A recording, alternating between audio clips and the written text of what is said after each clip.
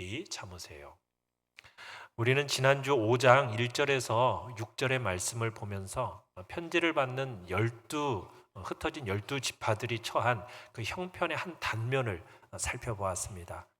그 형편은 부익부 빈익빈 사이였습니다. 가진 자들의 사치가 도를 넘어섰고요. 또 이제 가진 자의 불의에 대해서 희생을 당하는 그 성도들의 인내가 그 한계점에 도달했다라는 점을 우리가 좀 보게 되었죠.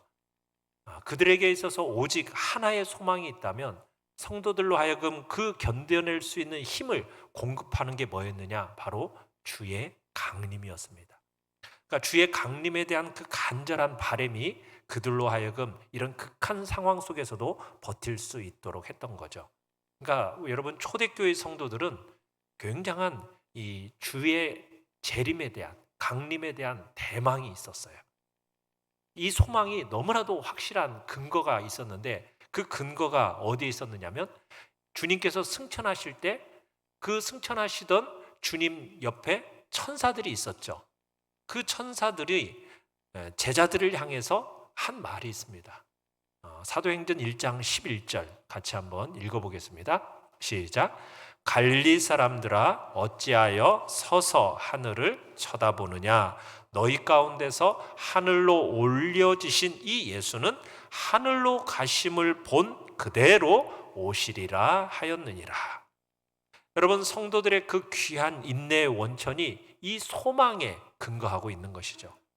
그러니까 야고보는 지금 이 원천으로부터 이 자기 시대의 성도들을 어떻게 하고 있습니까? 격려하고 지금 있는 거예요. 고난과 오래 참음이 이제는 이런 상태에 있는 지상에 있는 성도들의 몫이 되는 건데요. 자, 그래서 이 인내의 모델을 보여줍니다. 1번 같이 한번 봅니다. 시작. 인내의 모델. 야고보는 이 핍박 속에 처한 성도들의 삶에 용기를 불어넣기 위해서 세 가지 예를 들고 있습니다. 오늘 본문을 보시면 세 가지 예가 나오는데요. 첫 번째 예가 뭘까요? 1번 농부의 예입니다. 지금 가장 먼저 농부의 예를 들고 있어요. 씨를 뿌린 후에 수확을 하기까지 기다리는 농부의 모습에서 얻는 지혜입니다. 자, 오늘 본문 7절 같이 한번 읽어보겠습니다. 7절입니다. 시작. 그러므로 형제들아, 주께서 강림하시기까지 길이 참으라. 보라, 농부가 땅에서 나는 귀한 열매를 바라고 길이 참아 이른 비와 늦은 비를 기다리나니. 사랑하는 성도 여러분, 오늘 심고 당장 내일 열매를 거둘 수 있습니까? 없죠. 씨를 뿌린 후에 추수하기까지는 시간이 필요한 거예요. 이 당시 이 팔레스타인이라는 지역에는요, 씨를 언제 뿌리느냐면 가을에 뿌립니다. 그리고 이 가을에 씨를 뿌릴 때 이른 비를 기다리는 거예요. 그리고 추수를 언제 하느냐? 봄에 합니다. 이 봄에 추수할 때 늦은 비를 기다려요. 그러니까 이른 비도 내려주어야 싹이 트는 것이고요. 그 다음에 늦은 비도 와주어야 결실하는 거예요. 그러니까 조급하게 군다라고 해서 수확할 수 있는 게 아니에요. 씨를 뿌리고 나면은 그 다음에는 정성을 다해서 가꾸어야 되는 거죠. 그리고 하나님이 비를 내려주시기를 기다려야 되는 거죠. 그러니까 제때에 이른 비가 와야 되고 늦은 비가 와야만이 이 열매가 제대로 맺히는 겁니다. 그래서 이 농부들은 항상 하늘을 바라봤어요. 하나님을 바라보고 기다린 거예요. 왜요? 농부들 스스로는 이 비 한 방울 제대로 자기들이 좌우하지 못하는 것을 잘 알기 때문입니다. 그래서 농사 짓고 살 때에는 하늘을 바라보면서 하나님을 기대하면서 살았는데, 이게 이제 사람들이 도시 문명 속에 살다 보니까 하늘을 의존하는 법을 잊어버립니다.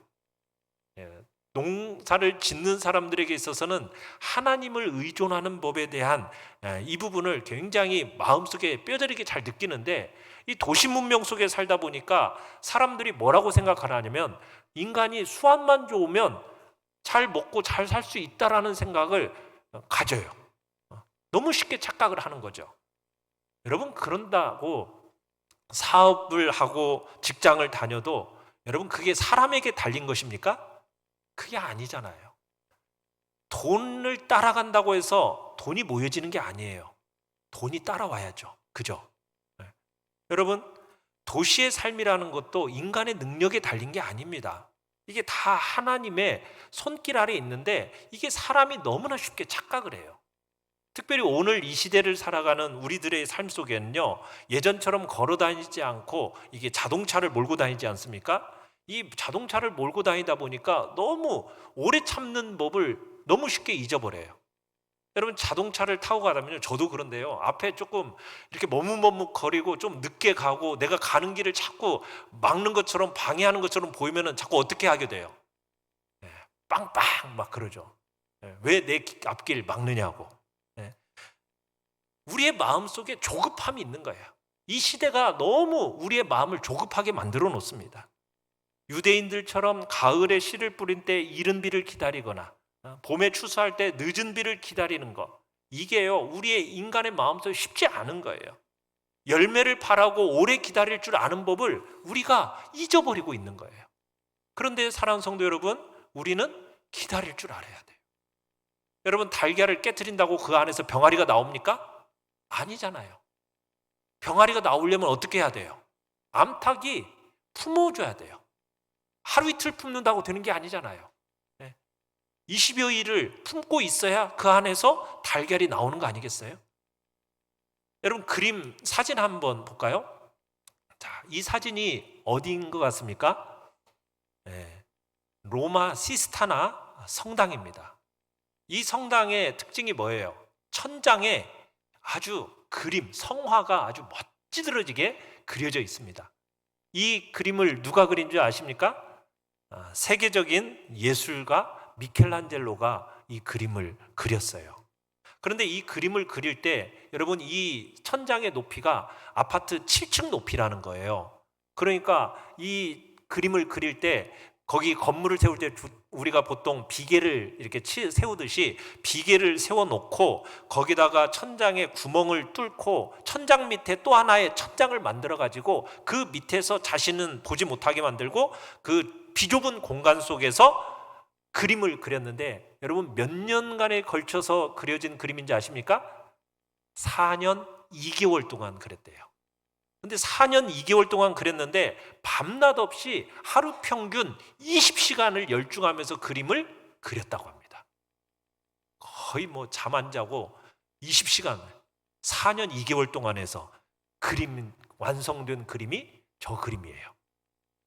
그래서 미켈란젤로가 이런 얘기를 했어요. 천재는 영원한 인내다, 이런 말을 했어요. 천재는 영원한 인내다. 그러니까 인내하고 또 인내해야 걸작을 남긴다라는 거죠. 그러니까 미켈란젤로가 그렇게 오래 참으면서 그림을 그렸기 때문에 지금은 여러분, 매해 평균 500만 명 이상의 사람들이 관람하러 저 그림을 보러 온다라는 거예요. 그리고 그 천장화를 보면서 감탄을 토해내는 거죠.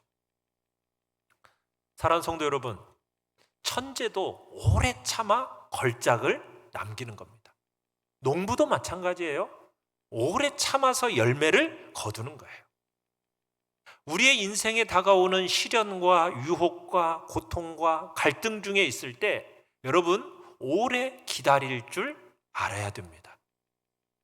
여러분, 성숙한 신앙은 단번에 만들어지는 게 아니에요. 성숙한 신앙이 성급하게 당장 얻을 수 있는 게 아니라고요.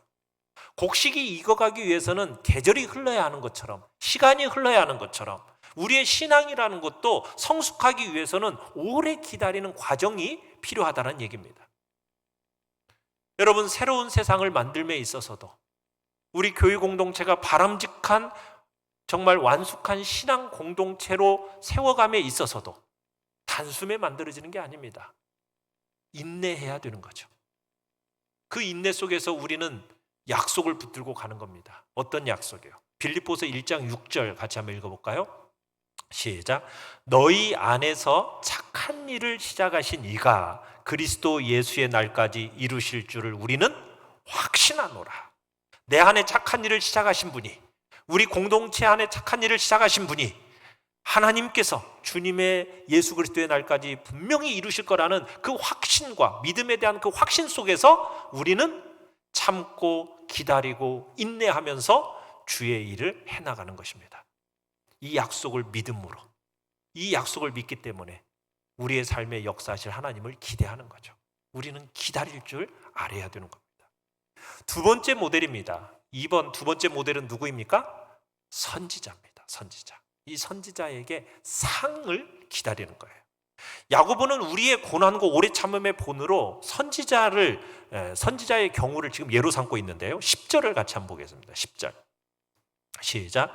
형제들아, 주의 이름으로 말한 선지자들을 고난과 오래 참음의 본으로 삼아라.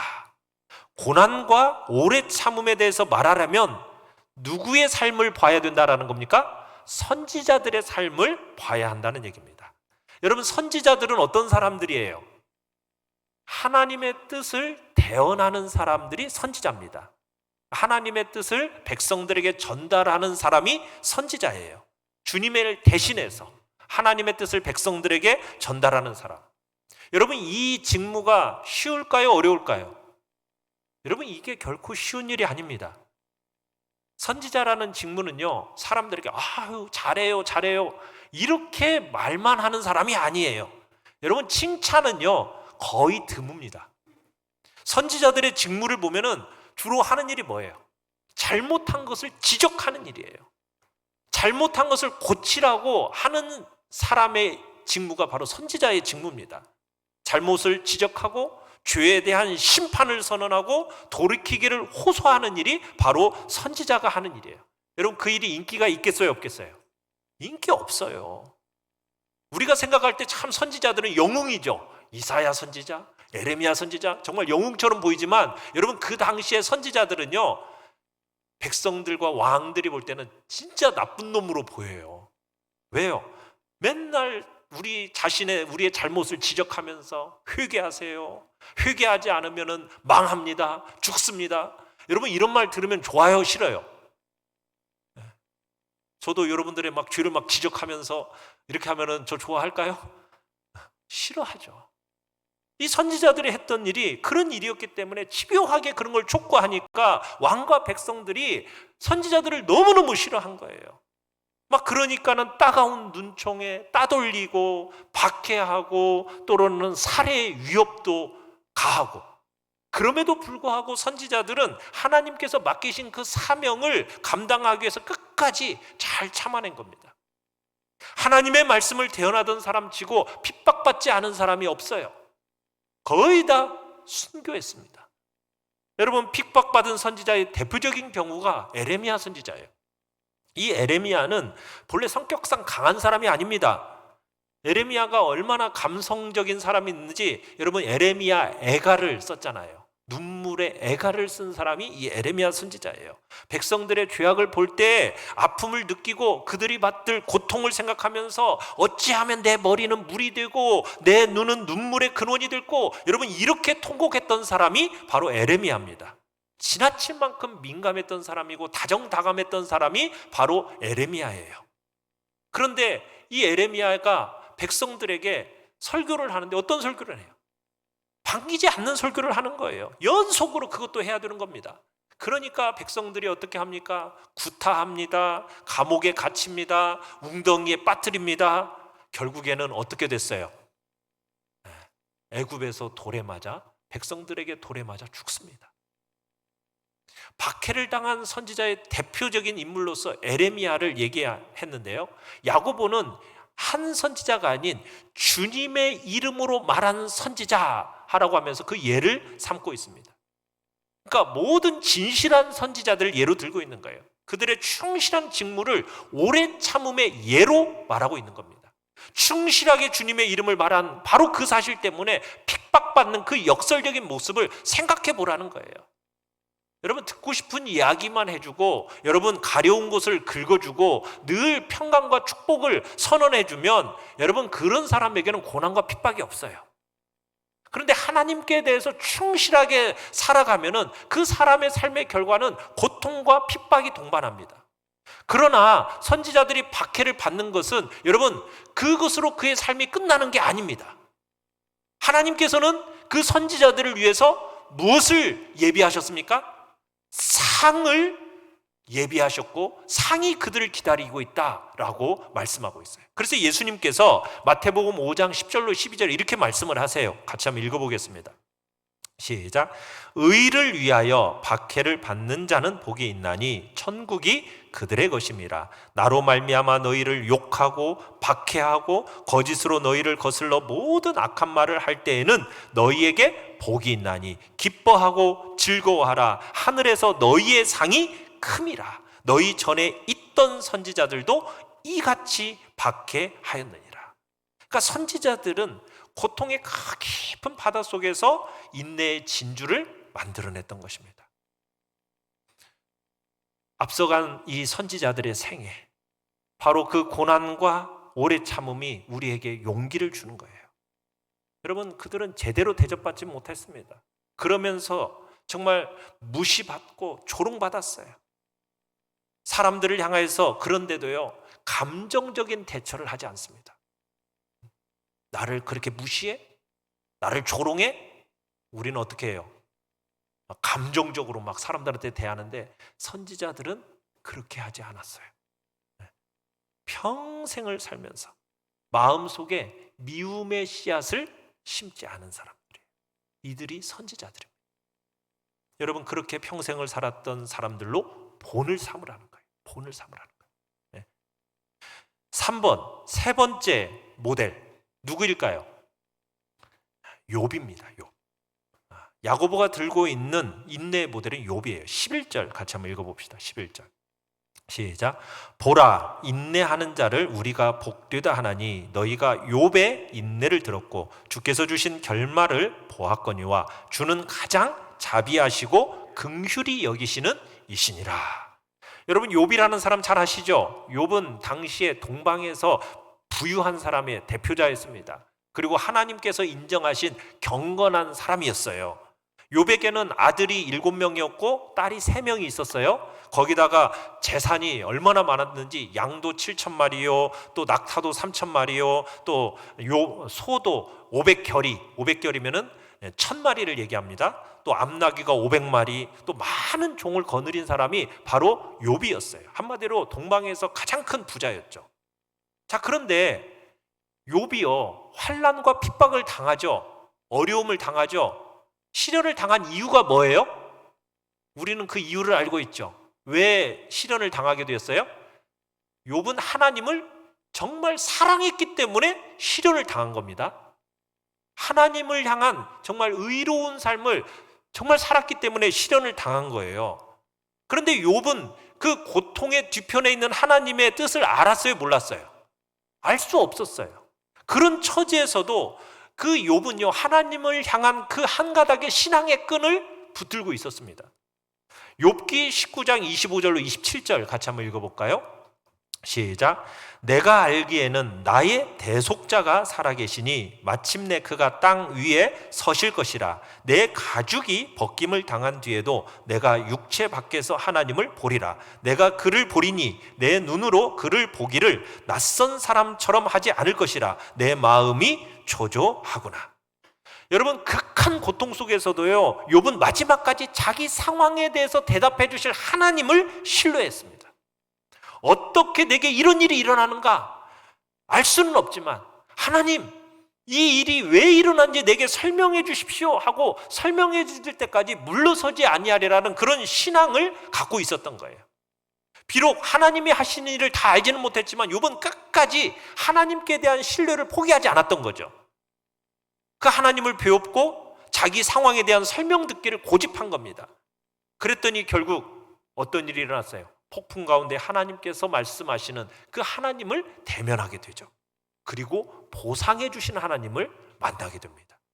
그래서 물질적으로 그 물질적 소유의 보상을 받게 되는데, 여러분, 성경에서의 그 물질적, 구약 성경의 물질적인 보상이라는 것은 무엇을 표현한 거라고 얘기했어요?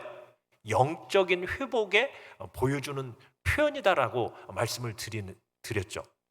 그러니까 욥은 자신의 이 사건을 통해서 인간 고통의 배후에는 하나님의 신비한 목적이 있다라는 것을 확실히 알게 된 겁니다. 그러니까 욥도 전에는 아마 친구들처럼 그랬을 거예요. 누군가가 좀 고통을 당하고 어려움을 당하고 시련을 당하면은, 야, 저 사람이 신앙생활을 제대로 하지 못해가지고 저렇게 잘못되는 거야. 어떤 그런 정죄의 마음이 있었던 거예요. 그런데 욥이 자신의 경험을 통해서 그게 아니라는 것을 알게 된 거죠. 그러니까 욥은 시련과 고난이라는 것이 단순히 인과응보에 의해서 생겨지는 게 아니라는 사실을 발견하게 된 거예요. 직접 하나님의 전능자의 그 위엄을 경험하고 나서 자기 자신이 이제는 얼마나 처절한 죄인인지를 욥이 깨닫게 됩니다. 그리고는 참회의 자리에까지 나아가게 돼요. 한번 읽어볼까요? 욥기 42장 5절로 6절. 시작. 내가 주께 대하여 귀로 듣기만 하였사오나 이제는 눈으로 주를 배움나이다. 그러므로 내가 스스로 거두어드리고 티끌과 재 가운데서 회개하나이다. 욥이 회개하는 장면으로 맞춰지는 거예요. 욥을 단련하신 하나님, 그 하나님이 베푸신 보상을 생각해 보면 우리는 이렇게 고백할 수 있어요. 오 하나님, 당신은 자비로우시고 은혜로우시며 노하기를 더디하시고 인자하심이 풍부하신 하나님이시군요. 극한 고통 속에서 번민했지만 결국은 인생은 하나님의 장중 안에 있다라는 것, 하나님께서 우리의 생의 주인이 되신 것을 깨닫게 되는 겁니다. 욥이 끝까지 역경 속에서 꾸준히 인내한 결과 그 시련을 정복했고요, 하나님이 주신 축복의 결말을 보게 된 겁니다. 사랑하는 성도 여러분, 우리도 욥처럼 끝까지 인내할 때 반드시 우리에게 뭐가 보장이 된다고요? 축복의 결말이 있다는 사실을 믿으시길 바랍니다. 2번 같이 한번 보겠습니다. 시작. 인내의 방법. 자, 우리가 지금 인내의 모델로서 농부, 선지자, 욥을 봤어요. 자, 우리가 살펴본 이 인내의 모델처럼 이제 우리가 이제 참아야 되잖아요. 그럼 어떻게 참을 수 있을까? 어떻게 하면 참는 것이 바른 인내일까? 자, 1번 같이 한번 보겠습니다. 시작. 마음을 굳건하게 하라. 마음을 굳건하게 하라. 자, 본문 8절을 같이 한번 읽어보죠. 본문 8절 시작. 너희도 길이 참고 마음을 굳건하게 하라. 주의 강림이 가까우니라. 여러분, 무엇보다도 먼저 뭘 해야 된다고요? 우리 마음을 굳건하게 해야 돼요. 굳건하게 해야 돼요. 잠언 4장 23절에서 이런 말씀이 있습니다. 시작. 모든 지킬 만한 것 중에 더욱 내 마음을 지키라. 생명의 근원이 이에서 남이니라. 뭘 지키라고요? 마음을 지키라고. 마음. 여러분, 이 마음에서 인생이 나오는 거예요. 여러분, 이 마음에는 뭐가 있냐면 생각 덩어리라는 게 있습니다. 이 생각 덩어리를 가리켜서 가치관, 신념 이렇게 우리가 이해할 수 있는데, 이 생각 덩어리에서 생각이 나와요. 그 생각에서 감정이 나옵니다. 그리고 그 감정에서 행동이 나오고요, 그 행동이 계속되면 습관이 되고, 그 습관이 계속되면 뭐가 돼요? 인격이 돼요. 그 인격이 결국에는 그 사람의 인생이 되는 겁니다. 여러분, 그러면 우리의 이 인생을 바로잡기 위해서는 뭘 바로잡아야 되겠어요? 생각의 덩어리가 있는 그 마음을 바로잡아야 돼요. 마음을. 근데 그 마음을 어떻게 하라고 지금 오늘 본문은 얘기하고 있어요? 굳건하게 해야 된다. 굳건하게 해야 된다. 마음을 굳건하게 해야 참을 수가 있다는 거예요. 마음을 굳건하게 먹지 않으면 어떤 일도 할 수 없고, 마음을 굳건하게 먹어야 여러분 어떤 일이든 할 수 있다는 거예요. 우리가 무엇이든지 오래 참을 수 있으려면 뭐 해야 된다고요? 우리의 마음을 굳건하게 해야 됩니다. 여러분, 사실 억울한 일을 당하거나 때로는 시련과 환난과 핍박, 여러분 고난을 당하면요, 우리 인간들이 보통은 세 가지 중에 하나의 반응을 보인다고 그래요. 그 중에 하나가 뭐냐면 싸우는 거예요. 또 하나는 두려워하는 겁니다. 또 하나는 피하는 겁니다. 그러니까 어떤 어려움과 고난, 시련, 핍박, 억울한 일 이런 걸 만나면은 막 싸워요. 괜찮아. 내가 짓뭉개 버릴 거야. 내가 이겨낼 거야. 아무리 힘든 걸 난 할 수 있어. 막 이런 태도로 가는 사람들이 있어요. 또 어떤 사람은 두려워요. 어쩌지? 이거 어떻게 하지? 겁나는데? 잠도 안 오고 어떻게 결정할지 모르겠어. 막 이렇게 두려워해요. 또 어떤 사람은 난 끝났어. 이제 안 돼. 때려치울 거야. 하면서 막 피해요. 포기해만 하는 거죠. 벗어나고 싶어 하는 거죠. 여러분, 그런데 시련을 당할 때 또 다른 태도가 있습니다. 또 다른 태도는 믿음이에요. 어떤 믿음의 태도예요? 힘은 들지 마. 그래, 하나님께서 이 어려움을 통해서, 이 시련을 통해서 내게 복을 주실 거야. 내가 지금은 박해와 비난이 심해도 주님이 나와 함께 계시기 때문에 이 시간이 비록 나를 낮추는 시간이고 시험하는 시간이지만 마침내 내게 복이 될 거야. 그렇게 마음을 굳건하게 먹는 거. 여러분, 그런 마음을 굳건하게 먹으면 어떤 것도 견딜 수가 있어요. 예수님께서 우리의 짐을 져주신다. 수고하고 무거운 짐자들아 다 내게로 오라. 내가 너희를 쉬게 하리라. 여러분, 그 주님이 함께 져주신다라는 것을 여러분 믿고 마음을 굳건하게 하는 거예요. 그게 믿음의 길입니다. 사랑하는 성도 여러분, 마음을 굳건하게 하시길 바랍니다. 용기를 내십시오. 각오를 하십시오. 주님을 믿고 당당하고 담대하게 나아가십시오. 성령님께서 여러분에게 능력이 주실 것을 믿고 담대하시길 바랍니다. 그렇게 마음을 굳건하게 하면 무엇이든지 참아낼 수 있습니다. 그래서 야고보는 무엇보다도 먼저는 뭘 하라? 마음을 굳건하게 할 것을 얘기하고 있어요. 그 다음에 두 번째는 뭐 해야 될까요? 2번 시작. 불만과 원망을 멈추라. 시련을 당하면요, 끝까지 잘 참아내기 위해서는 먼저 마음을 굳건하게 한 다음에 그 다음에는 뭐 하지 말아야 된다? 서로 형제끼리 불평과 원망하지 말아야 된다. 자, 9절을 같이 한번 읽겠습니다. 9절 시작. 형제들아 서로 원망하지 말라. 그리하여야 심판을 면하리라. 보라, 심판주가 문 밖에 서 계시니라. 여러분, 마음을 굳건하게 한 후에는 인간관계를 바로잡아야 된다는 얘기입니다. 형제끼리 원망하지 말라라는 것은 인간관계를 바로 하라는 거예요. 여러분, 원망이라는 단어 속에는 마음속의 원망을 얘기합니다. 마음속의 원망, 아직 표현되지 않은, 드러나지 않은 그 감정, 이게 지금 원망이에요. 아직 표면적으로는 분출되지 않았어요. 그 감정이지만 여전히 상대방을 향해서 품고 있는 나쁜 감정, 그 감정을 어떻게 하라는 겁니까? 거기서 당장 중단하라는 거예요. 상대방에 대한 그 불만스러운 감정이 표현되든 품고 있든 하나님께서는 여러분 그것을 금하고 계시는 겁니다. 그러니까 하나님은 죄악의 싹도 싫어하시는 거예요. 네가 뭔데 남을 향해서 분만을 가지느냐는 거예요. 네가 심판자냐는 거예요. 지금 하나님 그렇게 얘기하시는 거예요. 형제를 향해서 불만하고 원망하는 거, 불평을 일삼는 것, 그것은 심판의 행위라는 거예요. 그 심판은 결국 자기 스스로를 그 심판 아래 불러들이는 어리석은 행위가 된다는 거죠. 심판은 누가 하는 건데? 주님이 오셔서 하실 일인데 네가 왜 주님을 대신해서 함부로 남을 판단하고 불평하며 원망하는 그 판단자의 자리에 있느냐는 거예요. 그건 주님이 하실 일이라는 거죠. 문제만 생겼다면 그 책임이 다른 누구한테 있다는 것처럼 생각하기가 쉬워요. 자꾸 문제가 생기잖아요. 그러면 우리 마음이 그래요. 자꾸 다른 사람한테서 탓을 하고 싶어 해요. 여러분, 그런 불만을 갖는 것을 금하라는 거예요. 주님이 재림이 급히 올 줄 알았는데 오시지 않아요. 여러분, 이 초대교회 때는 더 그러지 않았겠어요? 주님이 올라가실 때 내가 주님이 금방 오실 것처럼 하고 가셨잖아요. 그랬는데 기다려도 안 오는 거예요. 그런데 막 주변은 보니까 악은 흥왕해져가. 사람들이 견디는 힘에 지금 한계가 느껴져요.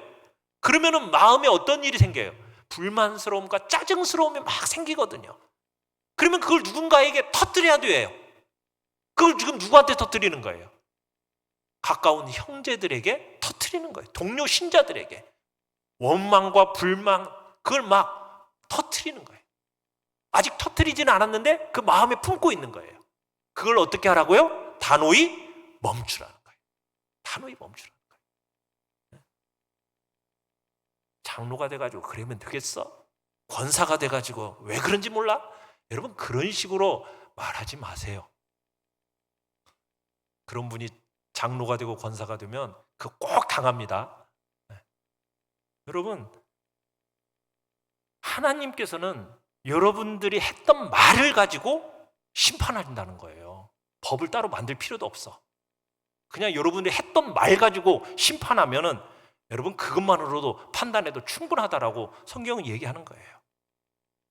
여러분 일이 잘 풀리면 누가 불만 갖겠어요? 그죠?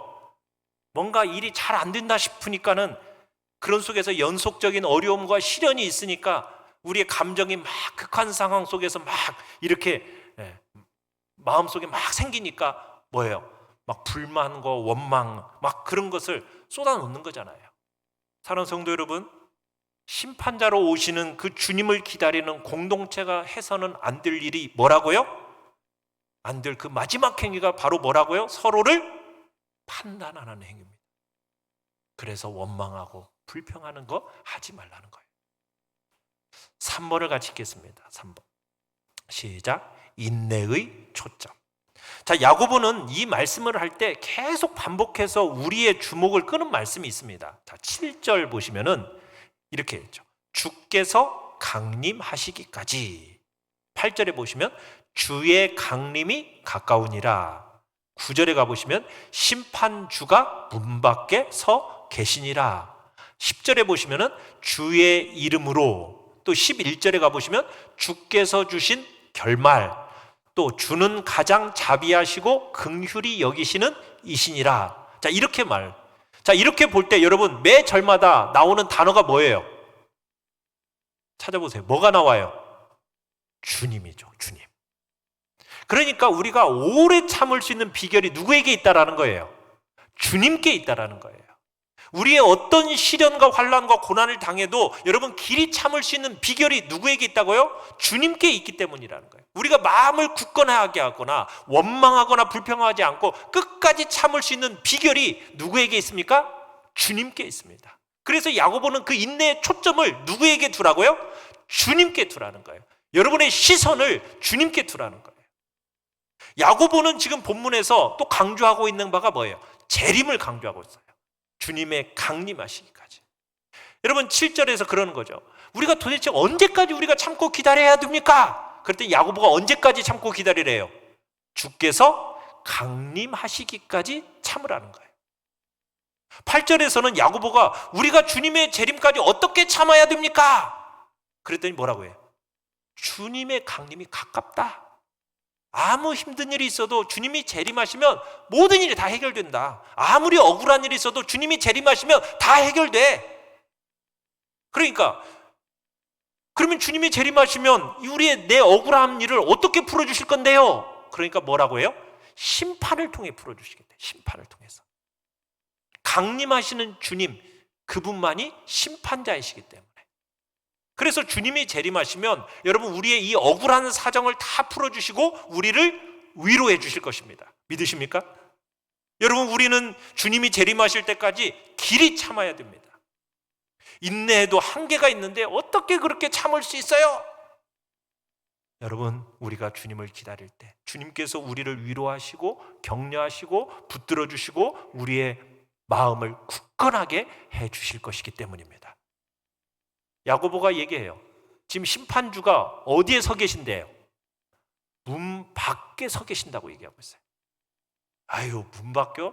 벌써 2000년이 지났네요. 2000년. 하나님께는 1000년이 며칠 같다고요?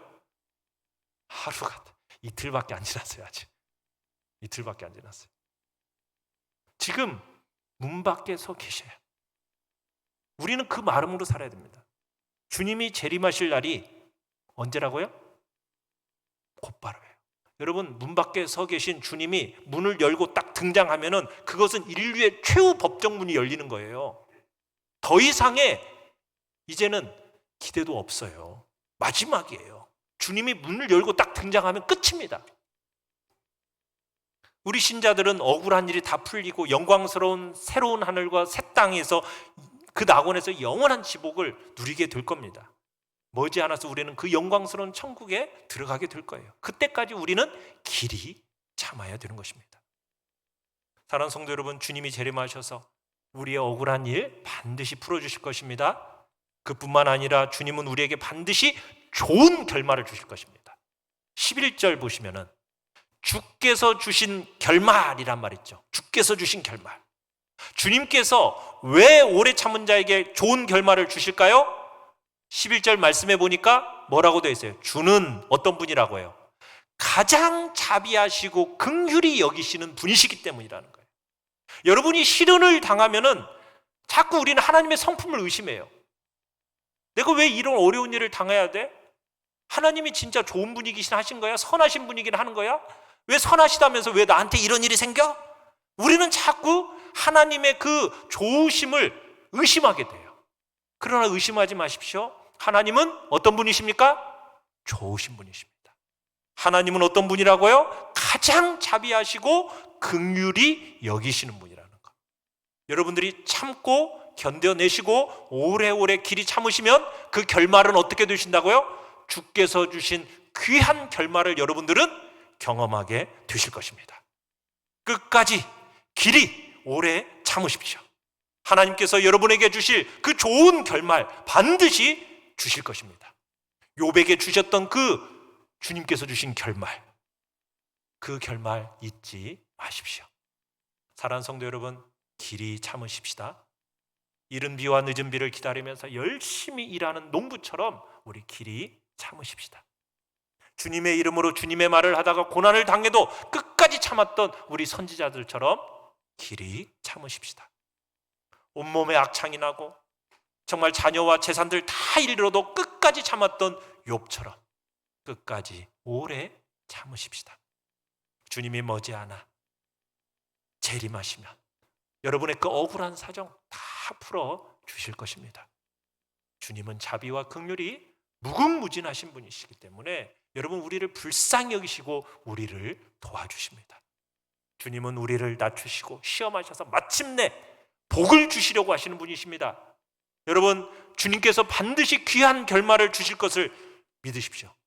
주께서 주신 결말이라는 이 말씀을 잊지 마시고 마음속에 딱 새겨놓으시고 여러분에게 주님께서 내게 어떻게 귀한 결말로 하나님께서 허락하실까 그것에 대한 기대 속에서 길이 참으심으로 복된 승리의 자리에 있기를 간절히 축원합니다. 우리 시간 같이 찬양합시다.